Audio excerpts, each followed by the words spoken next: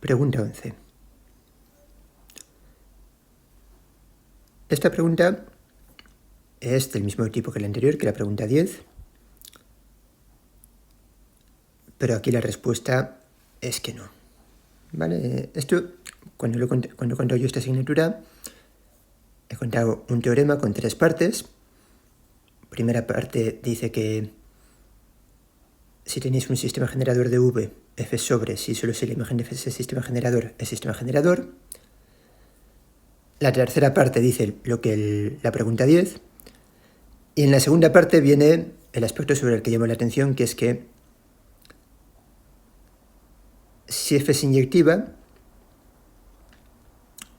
quiero decir, es que necesitamos tener un conjunto que es una base para que f sea inyectiva si solo si la imagen de esa base es un conjunto independiente. Es decir, en general podéis pensar en un contraejemplo a este sí y solo sí. Una de las dos implicaciones es cierta, la otra no lo es. Vale, pregunta 12. VK espacio vectorial, 2 bases. Aquí la respuesta es que sí, y no solo hay una aplicación lineal tal que la matriz asociada a F en las bases B y B' es la identidad, sino que si os diesen cualquier matriz A y os preguntasen, ¿es cierto que existe F de V en V' lineal tal que la matriz asociada a F en las bases B y B' es A? La respuesta seguiría siendo sí.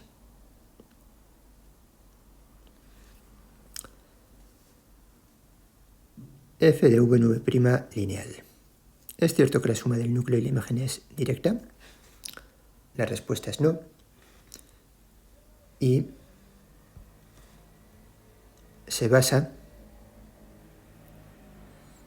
en estas dos cosas. O sea, este vídeo lo estoy repitiendo porque antes he dicho algo mal. Entonces, esto ya lo había explicado. Lo vuelvo a explicar.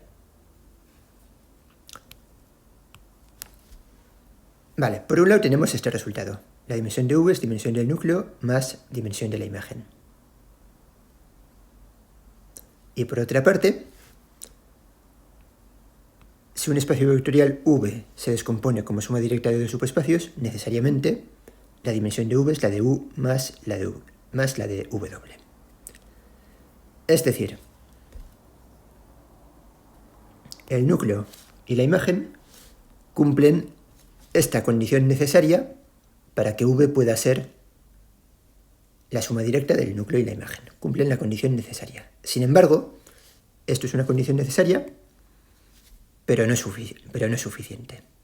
¿Vale? Entonces, en base a esto, podéis pensar en cómo encontrar un contraejemplo de una aplicación lineal tal que V no sea la suma directa del núcleo más la imagen. Es decir, esto no tiene por qué ser cierto. Vale, pregunta 14. F de V en V' lineal y suponemos que no es inyectiva. Y la pregunta es a ver si hay alguna relación entre dimensión de V y dimensión de V'. La respuesta, y creo que también escribí algo sobre ello, es que no tiene por qué. La aplicación 0, siempre que V' no sea el espacio 0, es una aplicación que no es inyectiva y no tiene por qué haber ninguna relación entre dimensión de V y dimensión de V'. Por tanto, la respuesta a esta pregunta es ninguna de las anteriores y exactamente lo mismo con la pregunta 15. La misma aplicación 0 es una aplicación lineal que no es sobreyectiva y entre V y V' no tiene por qué haber ninguna relación porque en el fondo son espacios vectoriales cualesquiera. Simplemente V' distinto de 0. Esa es la única condición que tenemos. Vale, y la pregunta 16, aquí venía el problema, yo creo que esto lo había editado antes. La pregunta que voy a poner es, sea una matriz cuadrada no real, una matriz cuadrada no nula sobre el cuerpo R y de tamaño por lo menos 2, para evitar que penséis en casos pequeños, en contraejemplos tontos. Vale, entonces la cuestión es que si tenemos ¿Vale? Pensamos en una matriz de tamaño por lo menos 2. Entonces ese espacio vectorial va a tener dimensión al menos 2 y va a haber más de una base. Vale, pues una aplicación lineal no solo está determinada por cuál sea su matriz asociada, sino por cuál es la matriz asociada en una base dada. Como hay distintas selecciones posibles para la base, esta matriz A, según qué base pongamos, va a representar más de un endomorfismo distintos. Vale, o sea que la correcta es la B.